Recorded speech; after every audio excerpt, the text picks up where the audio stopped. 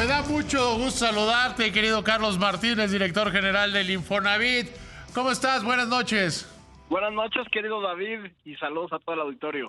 Oye, que de aprobarse la iniciativa presentada por el presidente, van a volver a sacar el pico y la pala para volver a ser ya no una financiera, sino otra vez, por lo menos en parte, una constructora. Yo diría que más bien diversificar las inversiones del Infonavit, también participar en la construcción y sobre todo en algo novedoso que es el tema de la vivienda en renta para los trabajadores. A ver, Carlos, entonces, porque yo lo que entendí, yo lo que entiendo es, y de lo presentado es, que Infonavit va a construir viviendas y que éstas se las va a rentar a los trabajadores con opción a compra. ¿No es así?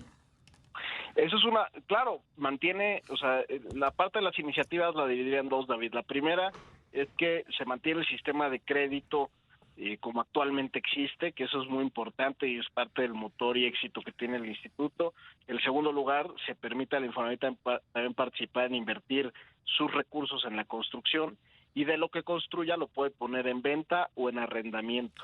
A ver, pero invertir en construcciones que, como te decía, simplificándolo mucho, que van a tener pico y pala para poder, o sea, que van a volver al Infonavit antiguo, el que hacía unidades habitacionales.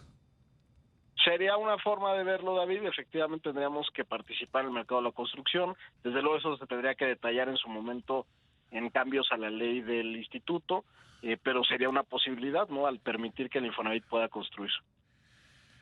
O sea, ¿qué otra manera habría de que se hiciera? Que dieran créditos puente o créditos a los desarrolladores de vivienda. ¿O cómo podría ser entonces? No, digo, también se podrían pensar en alianzas con los organismos estatales de vivienda o con incluso privados. O sea, digo, creo que hay muchas formas, ¿no? De hacer o incluso, por ejemplo, pues poner como un CKD del instituto, levantar capital en el mercado y hacer la construcción y tener socios inversionistas. O sea, creo que las formas Ya. hoy ya estamos en un mercado bien sofisticado que ya nada que ver con el del 92, ¿no? Sí, es que mi punto es que cuando el Infonavit se dedicaba a construir viviendas, eran pocas, malas y no eran y que uno de los grandes cambios que han tenido ustedes en el Infonavit fue precisamente ese, que le dieron poder, dirían los amigos del mal lenguaje, empoderaron al trabajador sobre su dinero, siendo una financiera y que tú le dices, y que el modelo de la financiera se abusó de él, y que tú le diste ya un regreso al carácter social, pero siendo una financiera. Totalmente, David, y creo que y algo fundamental de la historia que a veces no hay que invisibilizar porque se va a hacer este comparativo necesariamente, es que el Infonavit es parte del sistema de ahorro para el retiro. En el 92 o antes, el Infonavit era un fondo común. Sí. Eh, Al ser parte del sistema de ahorro para el retiro, tener cuentas individualizadas, cada uno de los recursos tiene nombre y apellido, son propiedad imprescriptible del trabajador, pero además como Infonavit tenemos la obligación de generar rendimientos al ahorro del trabajador. Entonces, con esos lentes, con esa perspectiva, cualquier proyecto de construcción pues tiene que cumplir o satisfacer el tema de seguir dando rendimientos al trabajador, de seguir generando valor al ahorro a largo plazo. Digo, el fondo es afortunadamente a larguísimo plazo, pero tienes que generar valores a largo plazo. Hay otra parte que a mí también me parece muy interesante. Eso de que haya opciones de renta. Creo que hay muchas personas que no quieren ser dueños de la vivienda y que quieren rentarla. ¿Cómo es eso? Mira, pues, o sea, como se está planteando, obviamente, insisto, tendrá que ser parte de una discusión posterior en caso de aprobarse de la ley secundaria, pero se está proponiendo que el trabajador al año de cotizar pueda acceder a una vivienda en renta.